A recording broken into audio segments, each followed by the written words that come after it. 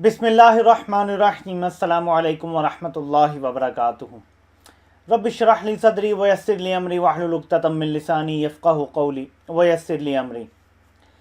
अस्सलातु वस्सलामु अला रसूलिल करीम व अला आलिहि व सहबिही अजमाइन। रमज़ान का महीना ऐसा महीना है जिसमें अपने सारे गुनाह हम बख्शवा सकते हैं, जिसमें हम इबादत करें उसका मैनी फोल्ड्स जो है वो सवाब ज़्यादा मिलता है आपको। तो ये वो बेहतरीन मौका है जब हम अपने सारी ज़िंदगी के गुनाहों की माफ़ी मांग लें। अगर आज से पहले जितने भी रमज़ान आपके गुजरे हैं और आपको आज जहाँ पे आप खड़े हैं ऐसा लगता है कि आपने ज़िंदगी में बड़े बड़े गुनाह किए हैं, कबीरा गुनाह आपसे हो गए हैं और आप अल्लाह से माफ़ी मांगना चाहते हैं, लेकिन कई दफ़ा आपके कुछ गुनाह ऐसे होते हैं जो आपकी आंखों के सामने फिर रहे होते हैं।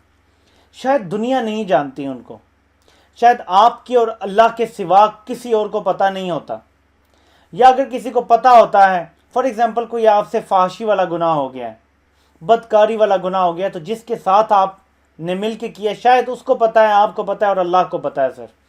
लेकिन कई गुनाह ऐसे हो जाते हैं, इंक्लूडिंग यही जो मैं बता रहा हूँ, कि इंसान कई दफ़ा मायूसी का शिकार हो जाता है कि यार मैं तो इतना गुनाहगार हूँ, मुझे कैसे बख्शिश मिलेगी। और इस सूरत हाल में वो नमाज भी पढ़नी छोड़ देता है, अल्लाह के ज़िक्र से दूर हो जाता है और मज़ीद गुनाहों में पड़ जाता है।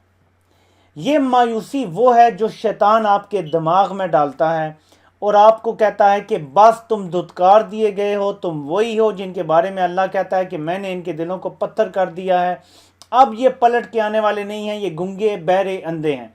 ये शैतान इंसान के दिमाग में डालता है।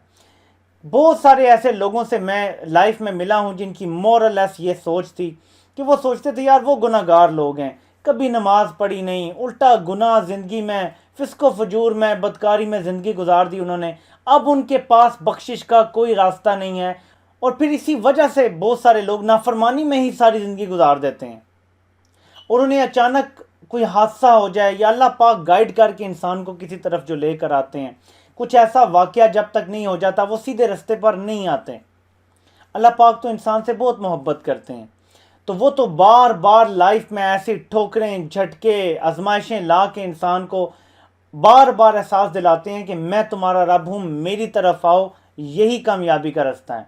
तो अल्लाह पाक कुरान में कैसे इंसान को उम्मीद दिलाते हैं, मैं अब आपको सूरह ज़ुमर की आयत नंबर 53 जो है वो बताता हूँ। मैं हवाला जो है वो मैं बोल के इसलिए बता देता हूँ ताकि आप लोग खुद जाके सूरह ज़ुमर की आयत नंबर 53 देख सकें और आपको जो अल्लाह पाक तसल्ली दे रहे हैं कुरान में वो आप खुद भी हासिल कर सकें। अब वो तसल्ली कितने प्यारे तरीके से दी गई है उन लोगों को जो मायूस हैं, जो गुनाहों की दलदल में धंस चुके हैं और जिन्हें लगता है कि अब उनके पास कोई रास्ता नहीं है। और रमज़ान के मौके पर भी वो सिवाय भूखा रहने के, सिवाय सुबह सहरी कर ली और शाम को अफ्तारी कर ली, इसके अलावा उन्हें लगता है कि कोई इबादत करना भी उसका कोई फ़ायदा नहीं है, मेरे शायद गुनाह इतने ज़्यादा हैं कि मैं बख्शा नहीं जाऊँगा या बख्शी नहीं जाऊँगी। अल्लाह पाक इरशाद फरमाते हैं और मैं आपको तर्जुमा सुनाता हूँ, आयत नंबर 53 सूरह ज़ुमर। ए नबी सल्लल्लाहु अलैहि वसल्लम, कह दो ऐ मेरे बंदो, जिन्होंने अपनी जानों पर ज्यादती की है, अल्लाह की रहमत से मायूस ना हो जाओ, यकीनन अल्लाह सारे गुनाह माफ़ कर देता है, वो तो गफूर और रहीम है। आप अगर गौर करें तो सुबह शाम हम इंसान गुनाहों में गर्क हैं, वो नज़र का गुनाह से लेकर ज़ुबान का गुनाह, हाथ से गुनाह करते हैं, तकलीफ़ देते हैं लोगों को ज़ुबान से अपनी।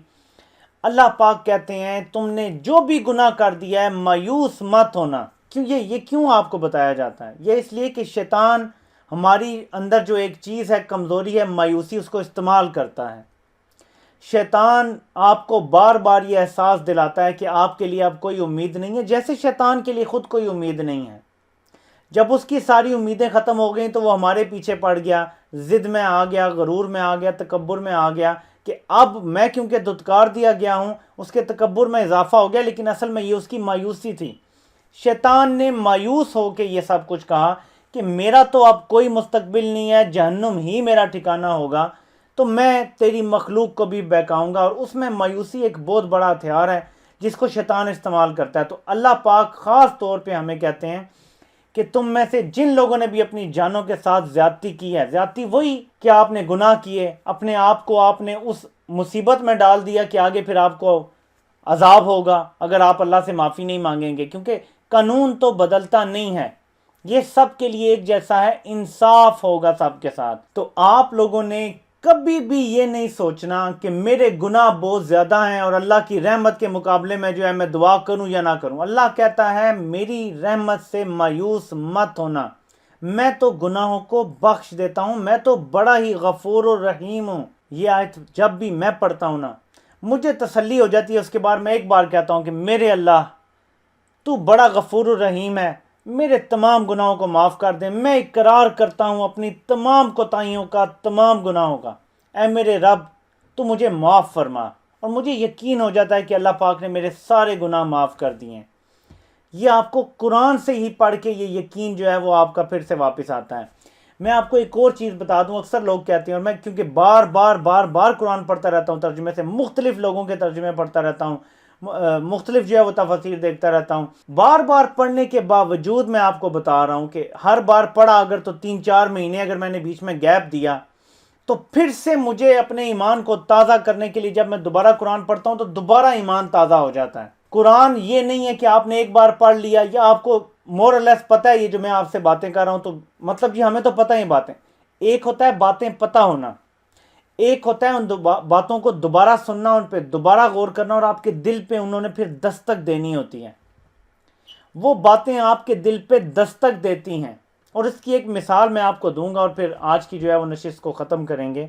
اللہ پاک ارشاد فرماتے ہیں سورہ جن میں، اے نبی کہو کہ میری طرف وہی بھیجی گئی ہے کہ جنوں کے ایک گروہ نے جب یہ قرآن سنا پھر اپنی قوم میں جا کر کہا ہم نے ایک بڑا ہی عجیب قرآن سنا ہے جو راہ راست کی طرف رہنمائی کرتا ہے، اس لیے ہم اس پر ایمان لے آئے اور اب ہم ہرگز اپنے رب کے ساتھ کسی کو شریک نہیں کریں گے۔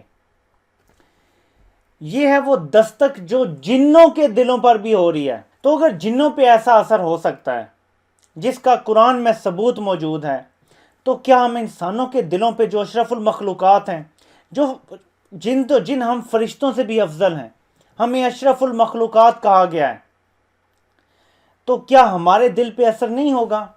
اثر ہوگا۔ ہم جتنی بار سنیں گے اتنا اثر ہوگا۔ قرآن میں یہ تاثیر ہے، میں آج آپ کو ایک اپنے ذاتی تجربے سے بتاتا ہوں کہ یہ دل ہے، دنیا کی میل اس پہ آ جاتی ہے۔ جب بھی آپ کو لگے کہ آپ کے دل پہ میل آ رہی ہے، قرآن کی تلاوت جو کریں آپ وہ اونچی آواز میں کریں، یعنی ایسی آواز جو آپ کے اپنے کانوں میں آئے۔